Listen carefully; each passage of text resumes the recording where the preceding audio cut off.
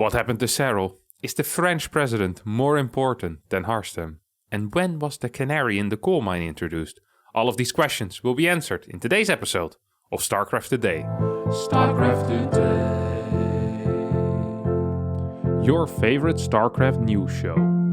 We have yet another exciting week of the Dreamhack Masters Valencia behind us as both EU and North America wrapped up. Starting over in Europe, we saw MaxPax coming through the losers bracket with an impressive run, 3-0ing both Uthermal and Showtime, leading him to Lambo, who he had already beat in the group stage of this tournament. This time, however, Lambo took swift control of the series in game number 1 with a decisive Ravager Ling Bane push, which MaxPax did not have an answer for, 1-0. In game number 2 of the series, MaxPax opened up with a Disruptor drop into a Blink Stalker pressure. Lambo held without any major issues and managed to quickly tech up the Hive as well as a Lurker tech. Despite Lambo having an entrenched position with these Lurkers, MaxPax decided to attack into it, losing the majority of his army as well as the map control. This led to Lambo denying a couple of bases as well as taking out a significant amount of workers. MaxPax is forced to go for an all-out counterattack, but when that fails, Lambo manages to pick up the game a couple of minutes later. In game 3, MaxPax opens up with some failed glaive at depth pressure, allowing Lambo to confidently drone up to 87 drones. And while MaxPax is stacking into carriers and Void Rays, Lambo follows this up with a powerful Hydra Baneling Queen attack and destroys MaxPax's carrier Void Ray defense, winning the series 3-0 and advancing into the round of 6. Meanwhile, in the winner bracket side of things, we saw an extremely dominant performance out of Raynor, beating Serral 3-1 in the upper semifinals and destroying Clem 3-0 in an extremely one-sided winner bracket finals. Clem, by the way, had his upper semifinal match versus Harstem delayed because he had to meet with the French president for some type of esports meeting. No one really knows what they discussed there, but if you have someone as talented as Clem at moving armies around and Macron in the same room, well, you know that the possibility of Clem becoming the highest general in the French army is definitely on the menu. Anyway, back to StarCraft 2, where right now Serral and Hero Marine are playing for a top 4 spot, which allows qualification for the third group stage in Valencia. However, beating Hero Marine is only reserved for the people with the highest skill in all of Europe. And that beating Hero Marine is indeed a very difficult task showed in game number 1 on Pride of Altares, Serral's first map pick and widely considered to be the best Zerg map in all of Zerg history and Legacy of the Void. Hero Marine opens up with a quick 2-base tank push and the Finnish Zerg just isn't quite ready for it, and after 7 minutes of gameplay, Hero Marine all of a sudden is up 1-0. In game 2, Serral quickly strikes back as he crushes Hero Marine's 3-base, 8 racks all in and ties up the series with a 1-1 score. The third game of the series, Hero Marine gets some big damage in the first few minutes, killing a decent amount of workers and also managing to deny a fourth base of Serral a couple of times.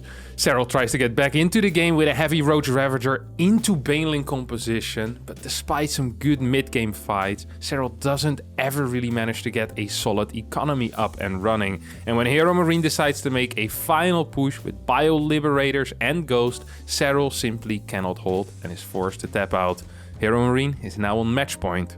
However, Serral doesn't go down without a fight, as in game 4, he once again is in complete control, insane creep spread, brilliant fights and a booming economy. There is nothing that the German Terran can do, and despite Berlingrad being a Terran map, Hero Marine has to concede 40 minutes into the game after getting honestly absolutely destroyed. This leads to the final game being played on 2K Atmosphere, a relatively neutral map when it comes to the macro game, but Hero Marine isn't feeling like playing macros. He plays an aggressive Hellbat Marauder push. 3 of Serral's queens accidentally get split off from the queen pack, and on top of that Serral makes the incorrect call to build 7 more drones while he's still in the process of holding this semi-all-in. These two mistakes combined end up being a little bit too much, and Hero Marine takes the game in 6 minutes and 50 seconds and thus wins the series 3-2. After this huge upset, Hero Marine also manages to take out Lambo with his powerful Terran versus Zerg play in a 3-0 sweep. That leads to a lower bracket final between Clem and Hero Marine, which Clem takes in some very close games. He eventually wins the series 3-2. This sets us up for the grand final best of 7 between Rainer and Clem, with Rainer being up 1-0 because he comes from the winner bracket finals. Rainer dominates basically every single early game, but despite these early game advantages, Clem manages to fight back and play some uncharacteristically strong, patient Terran versus Zerg late games.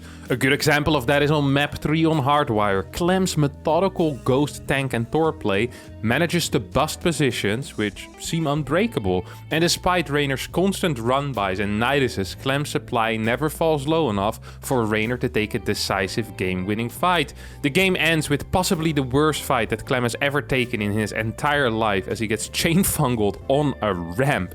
But it doesn't matter, as Rainer is at that point already out of money and out of army and is forced to tap out.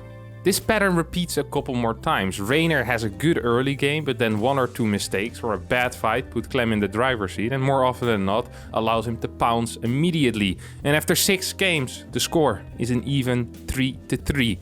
The final game of the series on Blackburn, however, is a more one-sided affair. For the first time in the series, Clem gets a great early game lead, sniping a couple of off-creep queens and denying mining on the gold base.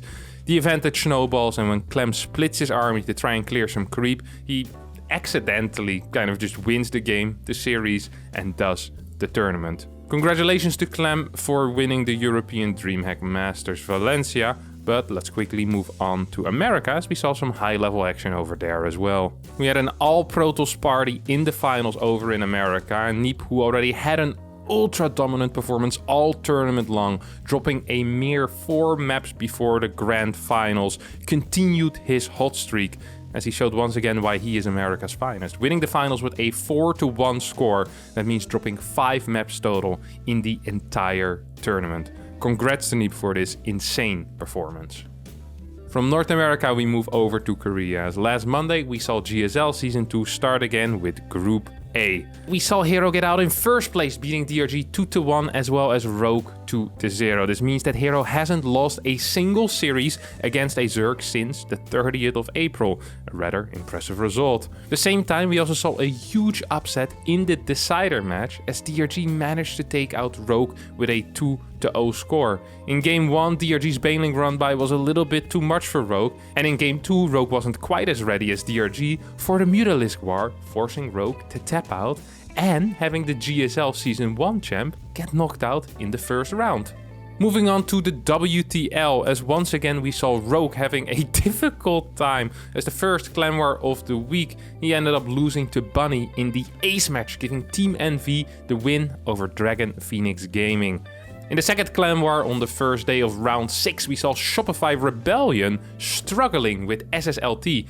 SSLT managed to take a map of Harstem and beyond, but despite that saw their efforts rendered useless by Scarlet's solid 2-0 over Silky, and thus SSLT remains in last place with very little points.